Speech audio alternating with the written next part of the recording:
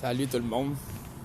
À soir, je m'en vais rencontrer une personne, puis en fait, je m'en vais la rencontrer là. Donc ce soir, c'est plus ça que je veux dire, je vais être en mesure de vous expliquer comment vraiment procéder avec les documents. Puis les documents, je les ai postés hier, vite, là. J'ai juste posté les premiers, qu'est-ce qui est de la mise pour faire comme une action de courtoisie. Ensuite de ça aussi, il faut faire une genre d'action de rétractation en cas que la personne, on a à se rétracter. Puis j'avais montré le papier des factures, les prix, puis les raisons. Il y a 17 raisons pourquoi qu'on pourrait facturer quelqu'un avec une courtoisie. Donc moi, je m'en vais rencontrer ces gens-là. Direct là, quand je finis mon live, je pars puis je m'en vais les rencontrer.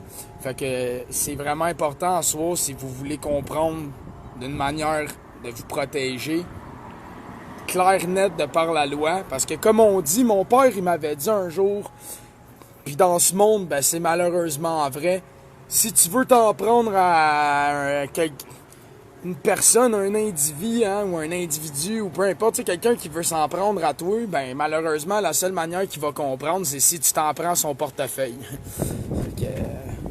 Puis là-dessus, il avait raison, mon père.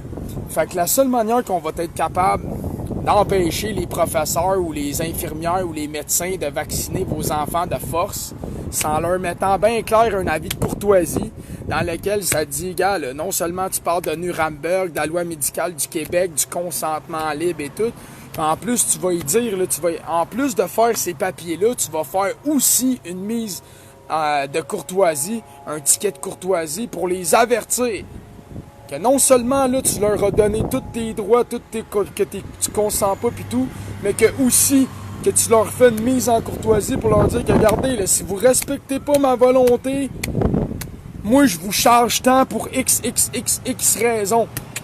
Ça devient un contrat. Fait qu'ils peuvent plus passer par-dessus. Fait que là, je veux pas trop en dire pour pas me tromper, là.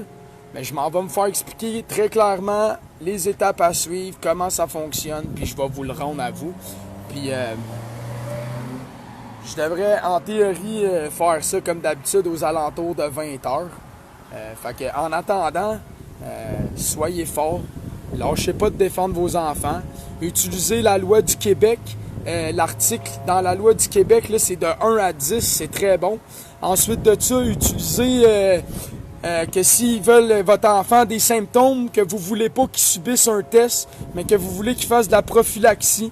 Fait que, autrement dit, si l'école voit que votre enfant il a des symptômes, de pas le tester, de le renvoyer 30 jours à la maison sous prophylaxie, puis que vous allez vous-même le garder en isolement 30 jours, même si le COVID il dit c'est 10 jours, vous allez le garder 30 jours pour être sûr et certain qu'il n'est pas un risque pour les autres, puis qu'il n'est pas question qu'on fasse de PCR test à vos enfants, qu'il n'est pas question qu'on les vaccine, puis que s'il arrive quoi que ce soit, vous le dites dans votre mise en courtoisie. Si mon enfant a des symptômes, vous l'isolez en prophylaxie comme c'est écrit dans la loi. Sinon, moi, en tant que droit, je vais vous poursuivre pour X montant d'argent.